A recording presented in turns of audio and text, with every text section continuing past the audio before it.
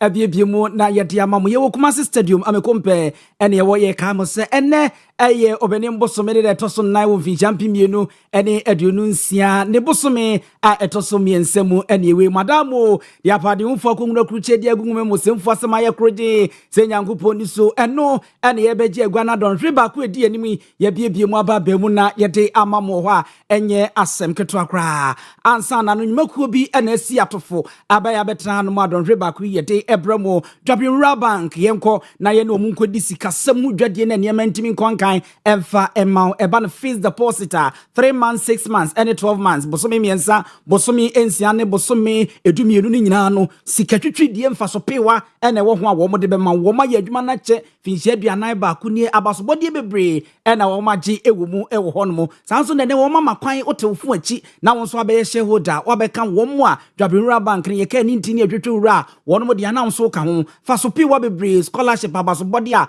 yɛde kyɛ kwa na ɛma nkrɔfoɔ de kɔ school no na wɔn nso wanya bi agye sɛ ɛnyɛ asɛm ketewa nneɛma ɛbɛkɔ nkan ɛde ama wo ɛwɔ ɛhɔ no mo wada wo madal star 389 star 984 hash star 389 star 984 hash na wasende no follow instructions no once what to share all them and what wo de ɛwɔ ɛhɔ no mo saa so na betimi afrɛ wo 0242 87498 na wo no mo edi inkita ho ɛwɔ hɔ no mo yɛnkɔ ɛmo pɛfie ne yɛnkɔ pɛ mo papa ni bi na yɛntɔ ɛmfa nkɔfie nkɔnkɔ no amfa nsom yɛwɔ yɛde hye hotel restaurant yɛne yɛde tete kwan wa yɛyɛ nnuane tɔn no sɛ nipa betuogu wo nneɛma so no ma tɔ ma nneɛma timi akɔnkan a no amopa nyamu bi ate dase abrawa no amakora so no akotobi na wo benoa ede ama wo manfo wo hono premium any super premium no agent na bopa tabiri sapo asoche emo na anu etimi yi mako centro ye bia efe na wo yestitude na di jambi soya bean oil no ede bono na di yami tomato paste no ede ka ho ede yestitude na nasel light soup bi na wo de ka jai mo amode ye mutuo ne mo amode eye fried rice ne jollof rice no me so eye super premium any premium emo na me kanfo edi amount wodo ani echiremu a Oyepa FM adum yeben ho sa enso na patase achemfo hotel ye ni didi hwani mu media enkran Pass and Gardens junction ho unsa ebekan ya no afre 0244 615 117 0244 615 117 na onimpanyimfo edi enkomo ewo ya Bolivia Enterprise bomodin na hye nso na hu enuane basabasa ye die ne kan ho bebre na eneye ede nyarwa awodo bebre de aba enhwema mie hu se wadidie mposi wani di yi a eno betimi amwanya siche yade nom ne o pressure nom bekosoro ene ade we yade aba die wuhia aye ensuohye de kakra na de nsuo ne de aka na waka num eno ano no na wo na wo kɔ anim no atete bi na de abɔ wo mpaso wo mposo eboa ma onipadua na nya ahoɔden enuanu nuro aye wudura bego nipadua no nyina eyi afiri hɔ no na amane ma atimi akonkan sanse enema yɛde aye nuane na yɛde aba abɔnten future life smart food no enye asɛm keto akra eboa ma opom den konkan ya na wafrɛ wo mo ɛwɔ 0242 878 090 and 0246 010150 na no mo edin komo madam makwemiensa e na aso yasene en somewhere de beso mo anwumre de edi mo akotin bi nse Ghana man panyin aka na wode ache Saint Skirt and Navies one man so afọ oba se Caribbean amani nyina nka omumom na abrofo ebefa bibi man ne wo mo maka no mum no one mo empe atentrene e wo no mo sa enso na me no wo kasa yie na toso mako dunan wo maisi kasam de kan se inflation no eno so aba fom yie pa enye asem ketwa Ghana man panyini abedi akire obimfumu okunyini na anaje opoku agiman wode abasobode de amasuafo bi a won mo pie no wo mu firi no maba se won mo mfa ebuo emfa nka wo madesua no na won mfa entu anamon ewo ehonom madaroma we NP ena eka ho a yabon beda ye sanimu ete abamidi ene abusua pani owusu aduumi afei kase no enchiremu Ghana man panyin John Dramani Mahama Afro Agency mpie ene apaso we eye Abraham Nswafo a wo oman friend Saint Skirt and Navies obo modern na obesa oman Ghana na enu na Ghana man panyin won mo eye anototo kakra emo panyin yakwa abagye tata na ode to nanim se braso se bibima ye nyina ye kabom kutu se ba akofo ye mumma na ye ko agye de se na efata ye emire bi duru ya nananom abrofo no befa wo no nomum de wono koye nkrutu dwuma atwe wono machi fa abo so mo machi ewo nkomu yi braso se ye nyina ye sori ne ye ke hu bom ne ye pe atentere ne se ne be ye niam betimi akonkan wo kan no se dabi enye Saint aye Kitts and Nevis nkwa nemum no ye frɛ aye ekuo bi Caribbeans countries womo no Jamaica, Cuba, Haiti, Dominican Republic, Trinidad and Tobago ene womo maka nyina eka ho ene city esipi esita womo nyina nko hommom na nyina ntimi nkonkode na praye okabomu a ya na ne buo no ede uyi ba ko nso de a enche na watimi awum. The artificial mental and economic barriers that long separated Africa and the Caribbean must give way to bridges of trade, mobility, knowledge exchange, and cultural renewal. In this regard, Ghana strongly supports the renewed momentum between the African Union and CARICOM to deepen structured engagement between our two regional blocs. Political solidarity must now be matched by economic integration. Expanding the African Export-Import Bank, Afri-Exim, into the Caribbean is a bold and strategic step towards unlocking trade, investment, and financial cooperation across the Atlantic. Our responsibility as leaders is to mobilize our people around a unifying vision, one that secures dignity, prosperity, and global respect for people of African descent everywhere in the world. We must build systems that empower our youth, expand opportunity, and ensure that our shared civilization is defined not by its trauma, but by its successes. Later this month at the United Nations, Ghana will host a high-level special event on reparatory justice. We believe that the trafficking and racialized chattel enslavement of Africans constitute one of the gravest crimes against humanity. Our call is not for charity, it is for justice. It is a time for our narrative to be told by us, grounded in truth and anchored in accountability.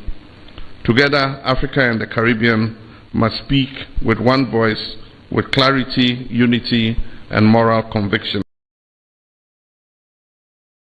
Din ensia ne nwita so honhom fanshem se ne be atentene ne yensa ebetimi aka Ghana mampanyina amenensi wa Dr. Drew a wono eye mansofo e wo St. Kitts and Nevis wasade to nanim semfi champion mienu ene du nwotwene mu wono mokwa apam e ma mo sensan krata English bronika bibisa visa viewer na chese ni nyina ene se kwan ya man mienu bia kan bomu no madi nkomo edi nkita ho se ne be ya akwantuo wo nsam wo sa man ni mienu so no krata asem kwan ya chenchenchen bia wo se ebehia emu beboa so mbesa hyem kina na etimi aboa na ama kwansra ene ayonkofa dasa aman mienu ntem no so no etimi anyini from Pleased to announce that Ghana and St. Kitts and Nevis have agreed to extend our 2018 visa waiver agreement.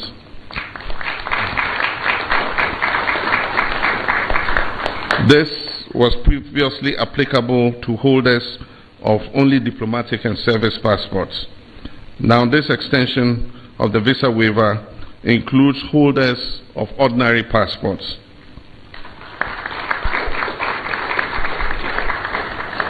This practical and transformative step will significantly facilitate tourism, trade, business exchanges, and people-to-people connections. We'll also continue discussions on structured labor mobility arrangements. Ghana is prepared where appropriate to support St. Kitts and Nevis with skilled professionals, including nurses, teachers, and other technical. Ghana Mampany John Dramani Mahama. Yentran Samno so na yemfa mamono kwasem nie Ebra Mansa Kubata United Nations ni Chiaye na ofrigina simpie ni apaso John Dramani Mama. Wonsama wodu tu drama me hu dwiri me na wose agumi na metewa nam enipa ya wo kasa yidie wasa me bo anan na medu tumiri ketiatia me mpaboa so tie tutugu so na mekɔ ne mamuo na agya mekɔkɔsra no ti meka kire metu ate dom ame no wo no mkɔye se papa yi wasa mekɔ na mekɔhu no ampa enu nti na mede mani kutu awisi anwi enu santa mode ba wo mamu na no kwasem nie me ba yem beduru ha no mehwa ewie mu nsakyraye ene sade o man ne mu setie na me bidam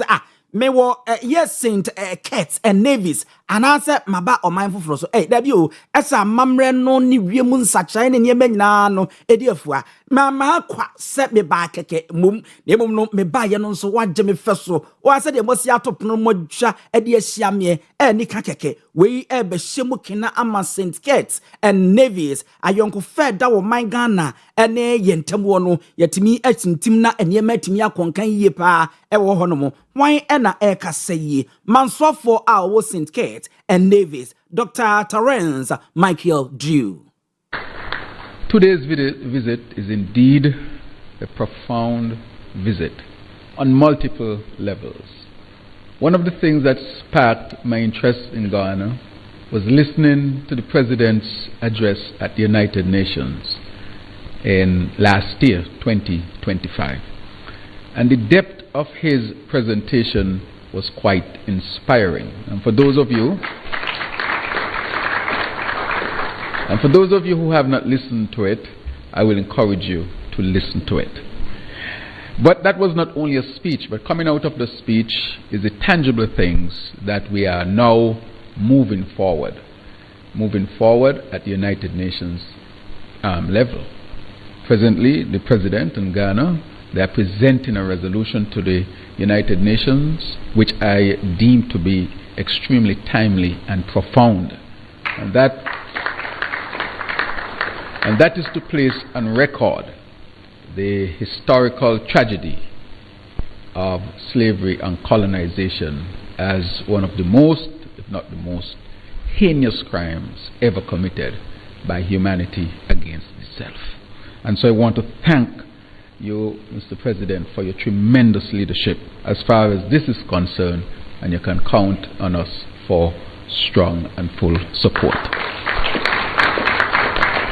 I am now the chair of CARICOM, which are all of the countries in the Caribbean region, the independent countries, and we have some associated members.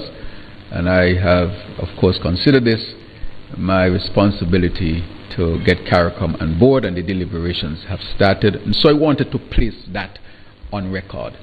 My visit here on another level. For St. Kitts and Nevis, one man swap for Dr. Terence Michael Drew, one ena yeteninka ewo ehwonomono yantoaso na yemfa emamwe Ghana mampanyi abedi echire eyobimfumu okunyi na Jane Opoku ajeman na wakasa amenumu no de abasobodi echenjeche ede ama erianum asuafo binum a wonmo agentete na wonmo wie na wonmo ba no mabeka abrabo ho no motu anamo no mabobra odi ato wonmo nim se adesuanko antimi ma wuntimi nsipina wunsita ai so onya nimde na ewe se fie nyansa enso eka ho efie nyansa na bemu ohunu se wei ewosame ye wei ni kwasame ye English broni kan say free bi discipline sade obetimi discipline ho na wodi ho so no wahye ho so ewo ade ye nyina mu na bobo worma baso se wo mabɔ modern agina wonam so na wo makonkoden ama nema atimi akonkan wei na wo kasa ewo Independence Days award ceremony a eno ekoso ewo enkran pumpuni emantem. I congratulate you especially. Your discipline and perseverance have brought prestige to your homes, your schools, and to this country. I urge you to use this momentum to pursue greater responsibilities and achievements. Ladies and gentlemen, this year's Independence Day theme, that is building prosperity, restoring hope, is a call to action to all of us, especially our young people. Prosperity is not built by infrastructure and policies alone. It is also built by law-abiding students and citizens who understand that personal conduct has national repercussions. We have seen troubling developments, including reports of exam malpractices in some schools, vandalism, and increasing disrespect towards school authorities and rules.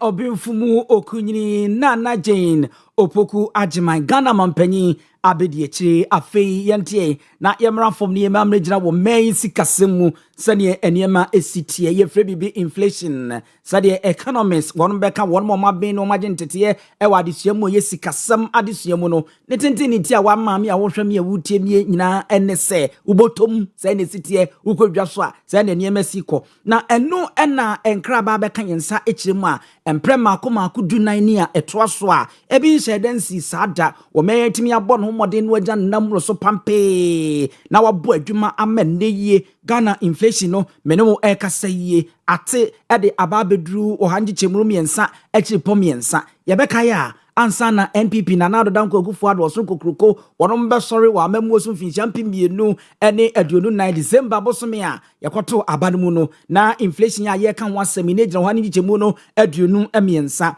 aban eba beso mu wono na ate abasa de abesi ne ya abai no ma cheche ne memu kakra wono mu echire mu a eba no eye nuane ene de bonsa ene ade wo mai kan se non alcoholic beverages a de emo ne ade na eno etimi aba fom wo hanje chemu no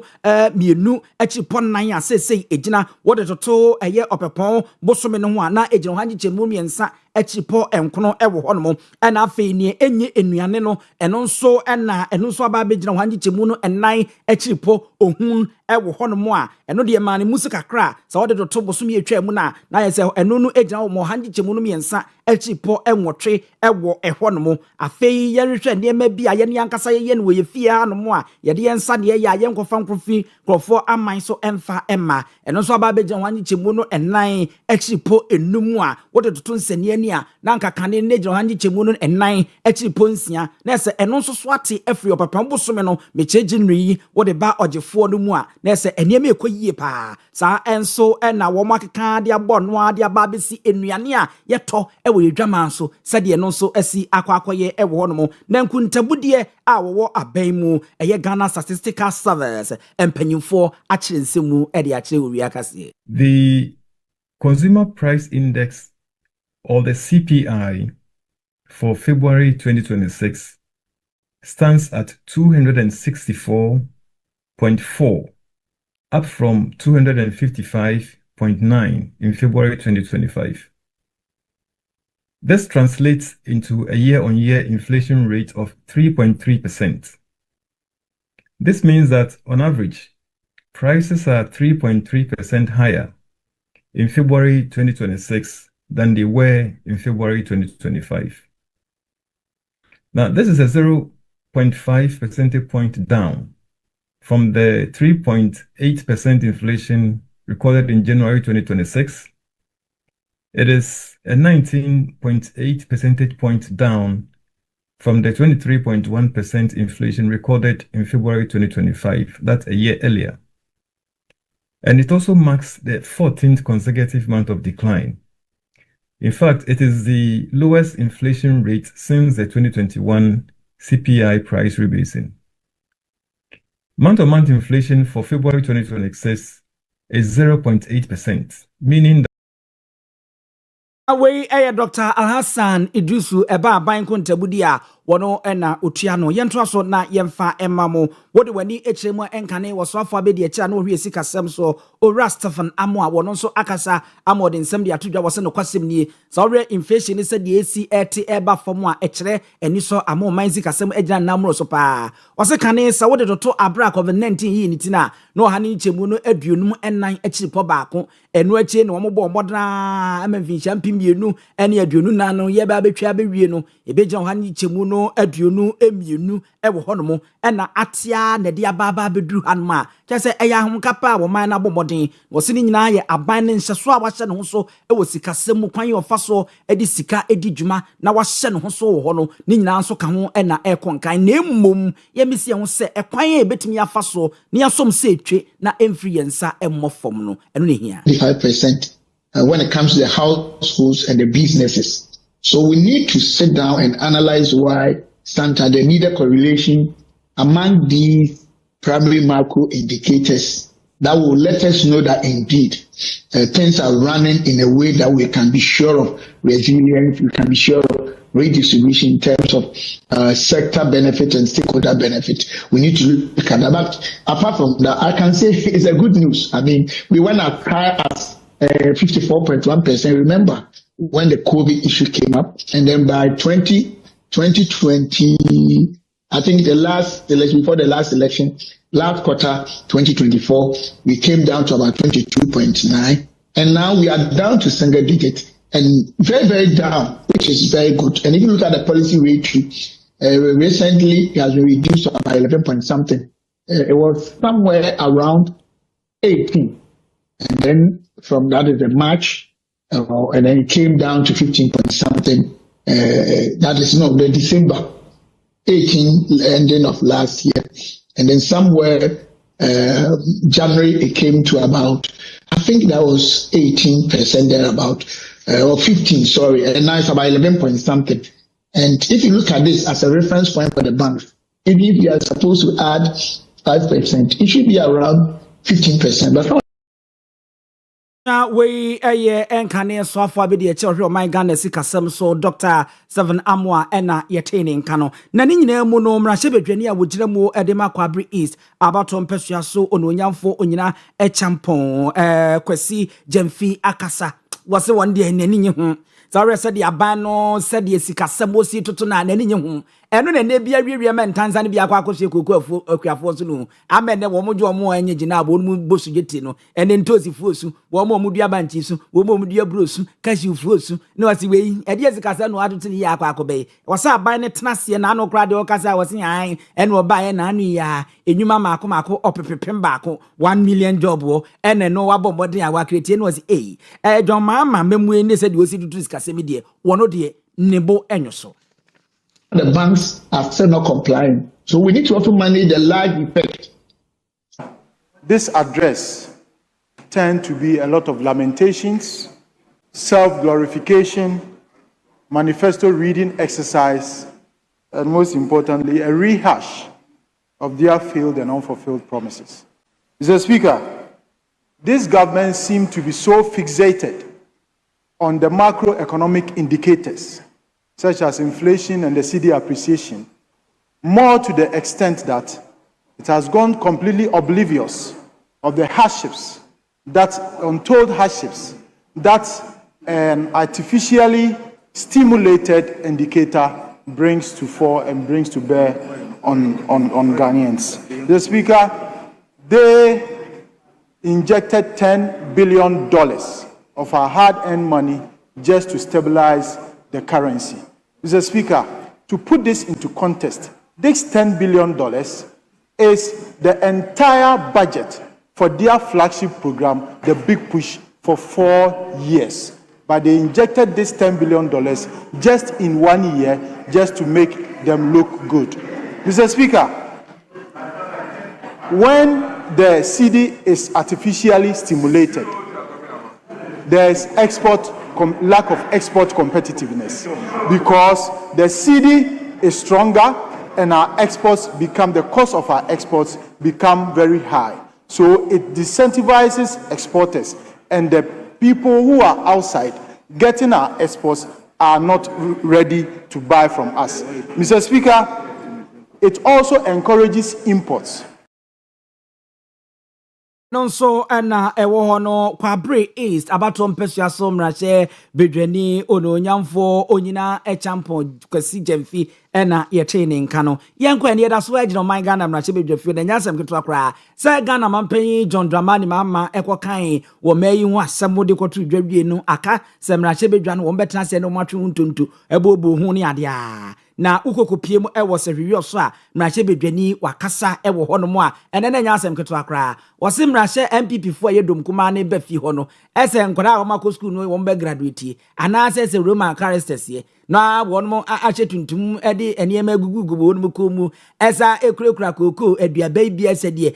drama group bi a wonmo koyi nsenkwa akoto nwom characters ni ade bi ene wose we nyina chese mbenya botatana se no motie ne ekoso na ye twintonto a monya bi aka no ne mo be ye nie. Interest rates has dropped. Interest rates has dropped. And these are all facts that I was expecting my colleagues to allude to. Unfortunately for them, on Friday, when they got the opportunity, they decided to establish a branch of the Unibar Youth Choir here in this chamber. And the choir master, who hails from Efutu, having a greater perspective of choral music, decided to mock cocoa farmers by letting his choir people dress in choir robes. In fact, what he did not know was that cocoa farmers in Serious who do not dress like choristers when we are going to farm. What we do is to wear what we call our working gear, our Wellington boots, and our cutlasses.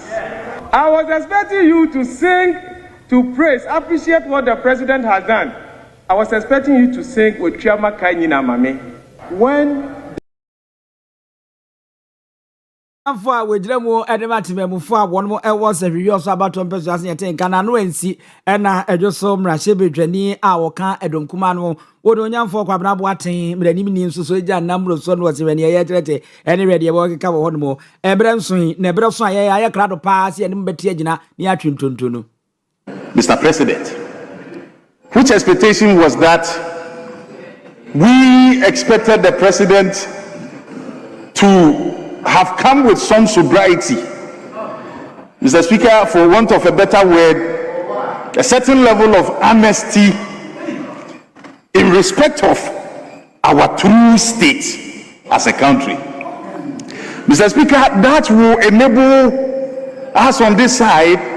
and also the people of Ghana to appreciate our situation so that we can all judge and prefer, even from this side, superior ideas and options for the development of this country. Mr. Speaker, we were not expecting the president to be garnishing the state of the nation, some level of embellishment, some level of surface painting, and, Mr. Speaker, some level of gaslighting as well. That was not our expectation at all. But, Mr. Speaker, be it as it is, we know that as the people of Ghana, the verdict on the true state of affairs is with us. The verdict of the actual state of this country, the verdict is with us. Jamina o mangana mrahye bedwafi. Sade mampani ye de so ba bone aduane. Obacha da no aduane wo wi a wa hyeda siesie so no siesie so wagane hye. Ene aduane nso na atache madetente so fa atrikotumtwe. Wodo nsa wo ma na asi ase aye pacha. Tese nkase. Ena mampani ba na me ka de atem se wo mamu ni nyina hweye. Yeni yankasa ye bibifo no en wo mana nkasa kwa umasika. Ene sade ye ho brasiti na we ye ho. Ne ye de bem wo nso ama wo nyina ehu mrahye bedwani a ogira mu edemate memfo a wono mo ewo edwoso abato mpesua so lawyer kwabena boaten ononyamfo eno no yenkoi ababa beto dwa se Ghana mampanyini abedi eche dada Dr. Alhaji Mahmoud Baumia one ne yire Samira Baumia wono mo etia wono mo na echi a chese womo ede womo ani echiremu ewo kata ehonomo ebebi a chese wono ekwaje wono ahomeni ade a na eno na ye nyina ye nim sese dia besense wiemu American ban ene Iraq aban se de womo si aka ba chirimu asase aban ye ntigyan wo kan we se gon ene ni afede aye akode ena chese ekoso hono a enya asem ketwa se de awie yi bodemoni kutu awisi ahwemienu santamu ehuye na ya abo ama ewo muntie so no ocheche nsemu ede ho emfonyi tutu afidie ne so no eno nti ekoba ya yenya nente se ya mano ne soafo ononyamfo Samuel Okujeto Ablakwa wobo modern ema ene abefo kwan so emeya na emusifo a wono ewo Middle East wono nyina wono wo ebo ho matwetwe nkomo ewo afidie so a na enye asem ketwa neno na aba beto dwa se wobo modern ema wono man Ghana na emusini a wo kata hono ebo nkomo ema Dr. Alhaji Mahmoud Baumia wone ne yiri mene e kasaidie bra wo matabiri wono setabiri nwa ede wo makwa akoto ba bi boko sane ebeya sabia kronto mayi yenkokura hwentwen ewo hono ma eno no ababa sinsen wiem ewo hono ma wo mode abaso bode ede ma banyi se abenya ya ade se wamfa amanyosem amfa anko ho na akọ social ni media no so ase de egi ntra ha na NDC fo de egi wo mo saka anwe no eba ni nkitanwodie bofo tene pa Dr. Alhaji Mahmood Bawumia ne ntoabo no na wono no kasa edema wo mo osabua wo NPP amanyukuo no nkitawudie mu a enya asem ketwa Owura Dennis Miracle Aboaje wono nso akasa Dennis Miracles Aboaje nsem odi atodwa no ohoi evacuate stay profu ben na mo kan jenjenjen sa no ade ande asa de yakopam ya pagya bobi ne de na se boto bi mu ne de ni dwane na kopa baby sansese wobi debebe osente sa enya no kura da enyi obia na akwa Dr. Alhaji Mahmood Bawumia ene ne yere Samira Bawumia en wode na kopi baabia da bi wo mo ankase efre bibi transit ye ene wo mo transit ya no ma transit ene wo mo de akwa bo wo mo adwa akopa mo baabia akwa tena nti sasa ka anwe na aban ne peso de je ne ho saka anwe ena social media se na gudia tabda akwa ya adio wamba na nyese wankan ene akofa ja wasenya no kure multiple po mo bi ni na mpam baabi da eye Dr. Alhaji Mahmood Bawumia na obia nkotam wo mo fo mo ngo baabia ye to aso da ye de amamo na ye free Dr. Alhaji Mahmood Bawumia ensensem no mu Krasa beka yensa Owia Kaseɛ echiremu a na Environmental Protection Authority EPA meno ekasɛ womo ne national security womo aka bachirimu ekuo mienu amabo womo din eba yasetremu ene yempatamu ne yebea ya tetetia wono no mo hwebɔ ye ho ban sɛ ne ba bibia betimi akɔnkan ede amayen ɛwɔ ɛna afei bambomu nso nsɛm wɔ national security wono nso di mu akɔtene pa bibia bekoyi a no maka wono ntoma abachiri mu a nya sɛ ebi omo kɔ ya hyehye aba na sɛ kɔkɔ ana sɛ ya yehia mekwan ye mom de wono ɛkɔyɛ ne sɛ yɛse wono nsa akɔka ɛyɛ samfine afidie ya enam so ema womo enam kwande bone so etu fom agudie yie womo di sinsu anie na wono nso pake ni to na womo ede horo anete hunu nsuo eyimu godu no womo abomode ama apem ene aduoso wono ensa akɔka na wono ma hye no container bi mu ewo temasu change na bia ene enkakranka womu yi na je hana na binum kopie manso honom ne mpatamu na bi kopie mi aya wodro mu yego dunde ne na yese ya ka no na empanyumfo nsa somu asese no wonom bɔ mmɔden na ɔma hwɛ kwampapa a wɔnom bɛfa so enche pi ele beto dwa sɛ shamfan ya mako ahanu ɛno nso saa na wɔn ade asie ɛyɛ suhyɛma bi ɛyɛ tontra yi container bi a ɛbɛ mu a mako bɛsi dunan ɛna no wɔn ekohu yɛ no nso yɛ bie mu na egum se ya ene no nso wonom ensa esomu ewo honom womo hwe we nyina asa ne be ya yensu wa sesei enwo akwa atwe na nani abere no wogye no wogye na enye no enema betimi akonkan na aboa ama nema aye fan ede amaye ewo honom me ne wo kasa yie ababa betodwa se jese ye boka ede American dollar no ye opepema hanu 200 1,000 per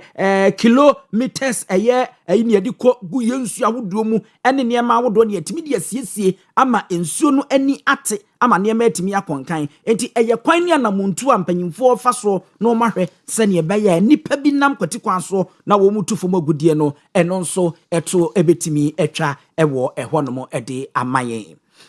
yento so na yemfa emamu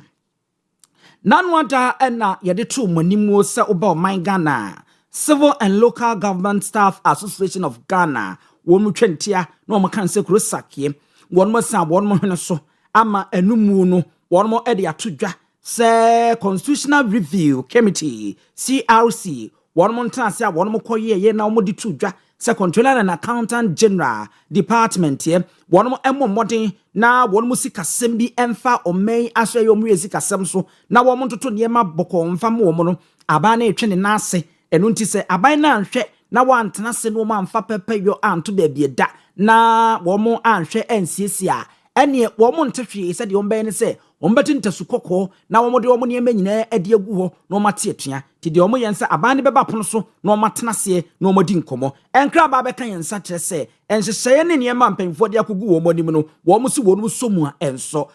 trefo panyini ade ma womo eye Owura Bampo Ado wa kire nsemu disagree with the proposals to establish the Controller and Accountant General as an independent or hybrid independent constitutional office. The mandate of the Controller and Accountant General Department falls squarely within the mandate and functional oversight responsibilities of the Ministry of Finance. The CAG operates as an implementation agency of the ministry in executing government accounting, ensuring payments control, and performing treasury management functions. As part of the executive machinery responsible for implementing fiscal policy, the CAGD should remain administratively situated within the mandate of the Ministry of Finance rather than be structurally separated into an independent constitutional body. Implications of making CAG independent. Elevating the department to an independent status could create institutional confusion, weaken physical coordination, introduce bureaucratic duplication, and complete efficient financial administration. B. Implication of appointment of the CAG by the Council of State.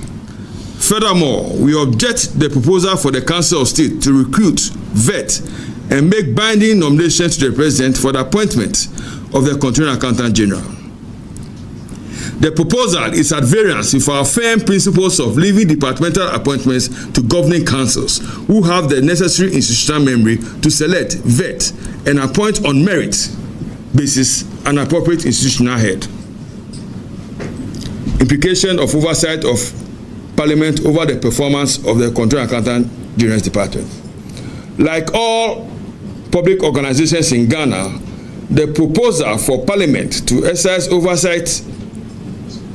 performance of the Continuing Accountant General through its relevant committees in accordance of law is welcome. However, the Minister of Finance should remain the bona fide body to exercise ministerial oversight over the activities of the Continuing Accountant General. Area for the Civil and Local Government Staff Association of Ghana, closer one and Yera Bampo Ato and your training Kase or Church in Simuno. Abusia Yantua Swena, Radian Gopo, and some parts with the Zero Grebu. Jade, young quay. Na and grab Abakeza H.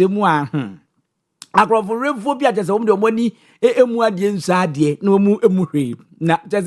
we are clamor no muadia, na bogadum, one I could yatia. One more Emma, one more Sasa, one more coutument ye. Not just a one more crown sacrum, for na chrono now cover no crappers or the idea. And just say, a tree crab one more near one more to see ye. Now, judge and Sonia Judge Biao, a pill judge, I was some near the court. Near dinner and Fanaso Bequa Apilia. One is how better than Grovo, the Omas of the day. The Ebewa was here beyond them. San say, ye didn't Hana, ye not so Bequapilia, one say, Yemni. One walk or no appeal now, the Abanos Watana saw. Eh, and Grovo member can tell one not yet see a year appeal court judge in the fee. More quiet, ye Koreadi. Nena Bambo for one mom who ye Harry Setromon. Nanya woman say, che. Na Bambo for no more one woman more modern, no one could get a crumb more jay. And one ma woman to be on some money. Nayamfa and this conjoin. Send your bay, I'm due to the moon, waddy. Anna, Otradian Punyanko Pandaroma. One mamma, one musa, one match woman na. Woman a moon, one musa, one good TV and tobacco, yes, or labor wardrobe over Jawaja demu. Ain't he? There are some Naquaco no say, what would go for noche? Abaya Sabe, and it's woman walk there. Say kind. A banka ba added that woman's eye, a passonia de Madibo Trebi. Pass one to crab woman for dear dinner that dear no.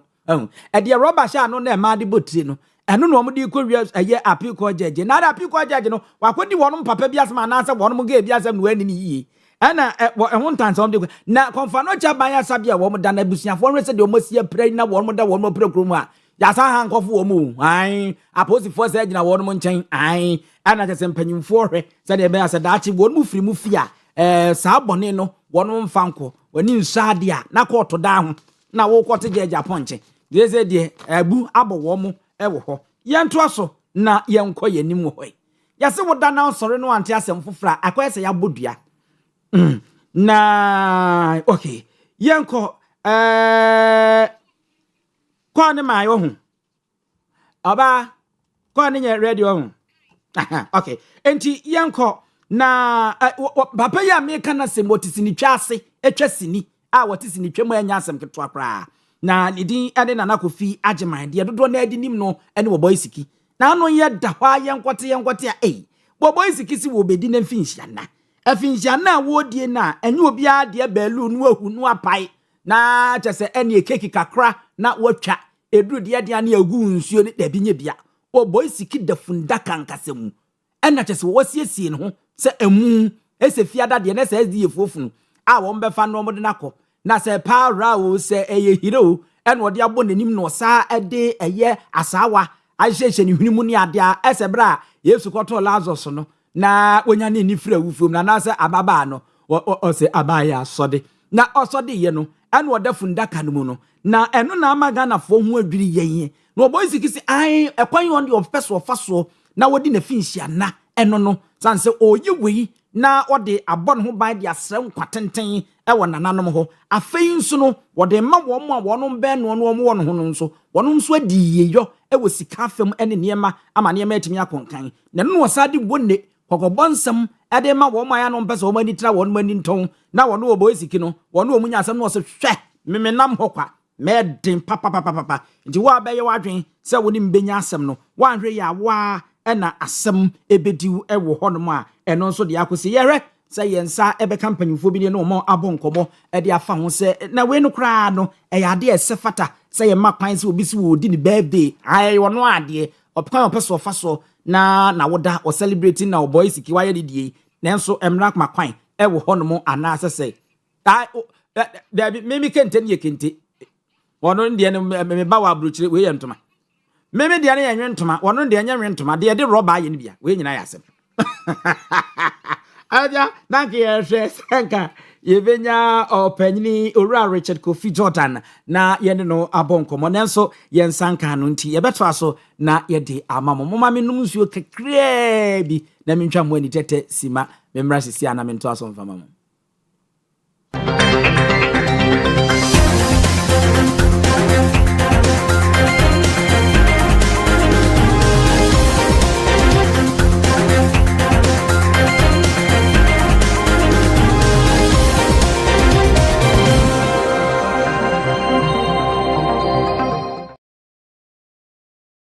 se munya wotwe honhom etwenye ema yekọ ebai ento aso na ye mfama mo abusia eya rewosem ena yede eto aso dia amamo okopie mu ewopotikru ma ewo ahafo ano south east emensemu na arewosem ehya santemantemo abekensa echima na ehyan mienu eku kabo mu ewo for transit na afeye ambulance eno ede oyare ni a wodemu na wonmo ede ni tutumrika tenten na nkomo de na ba konfanoche aban ya sabia abeja yarehwehwe nkani a woka na asini a wote oyare ni enchenye enkwanhia no ene for transit no ekoka bo mu no na asini no nko ana samre me no wokasa yi wote nkwamu na dansini a na ni krutu awisi anu mienu esantemo wode ehunye no otu Owia Kaseɛ nkra ama wache mu sei Executive. I know executive executive. I know the road from Edman Council up to this place, which is the very nice road that Ghana has done. What I say is that as we are also praying for a good road, then we need to use them wisely. We some of the drivers drive, and it's not good at all because we have been driving on the road every day.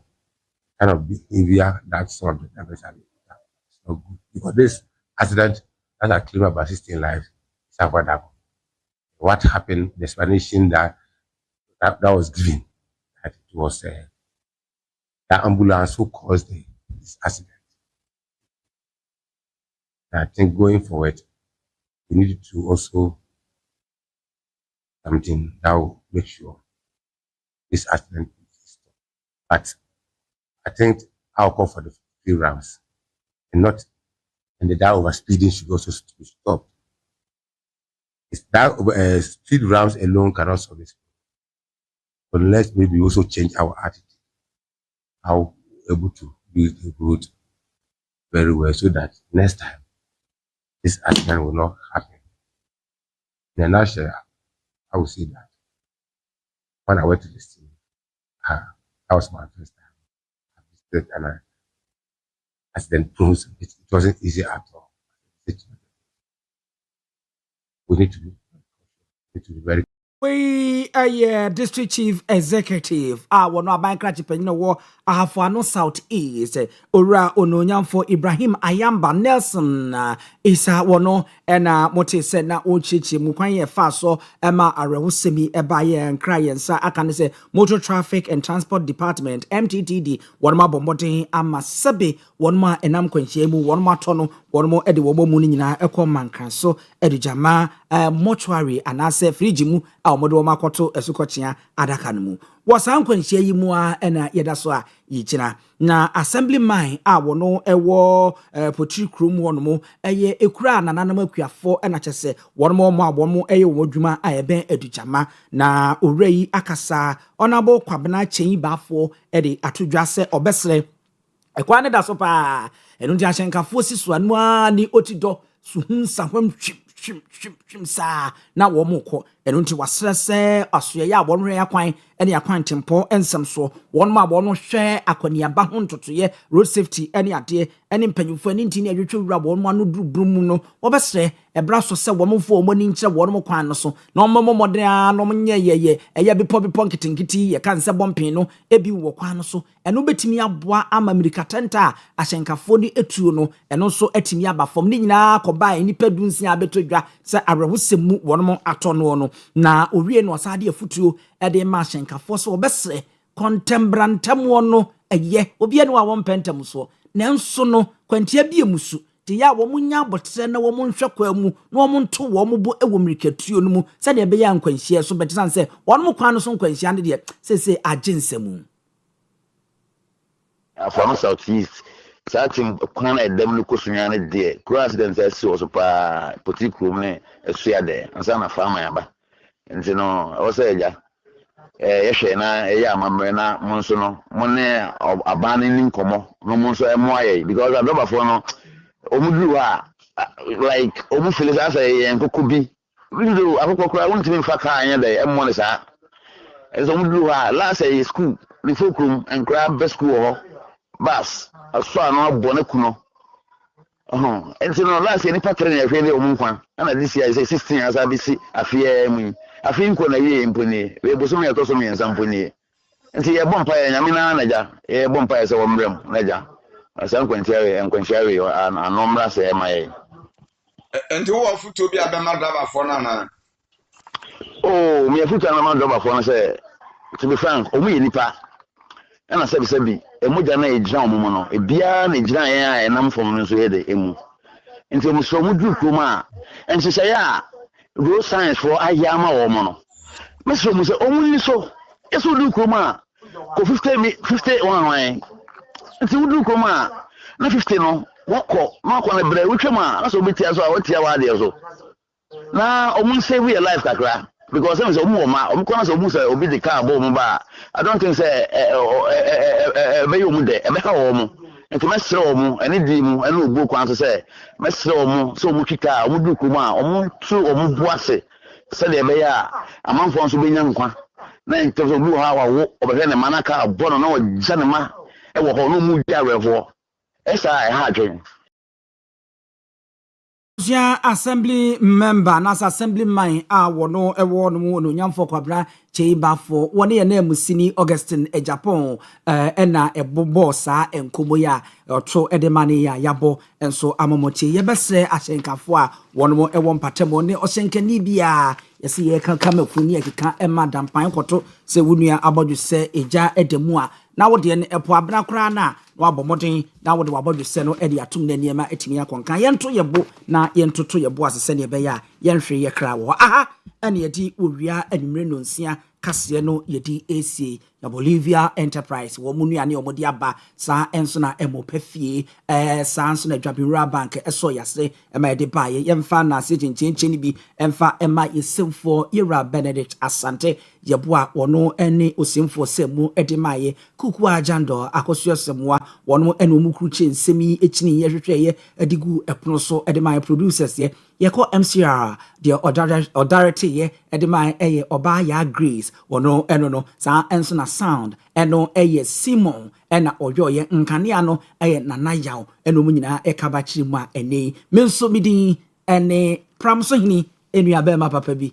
Jachi hini abema. De pa mai ne papa. Yo chokru yo krawe ne brawe ngoma so tumfo se tutu ne papa bi. Ebusua pani owusu aduomi. Meso mede kase ebremo. Yes also ama agudie mu asofo na betena se no mo de agudie mu nsem de Abramo Brighto. Enanya asem ketwa ye say Madrid team no abalu ayi enkoyi o. Real matches a woba ye wabo bese nwotwe na wolusu dodo na ne ade a enema nkoyi entidi ne ye kwaye Barcelona enra wo ne Atletico Madrid de players mienu apply na akosi sei yenya ne nte se Harry Maguire so no enema nkoyi ema court sembi se na eko kotoko de na kwese na has de no so kose Ghana Premier League nje se wota na wanyamu enchiri mu wode nyina e de brem yema mu nyina mu ene hwa wode ayenewa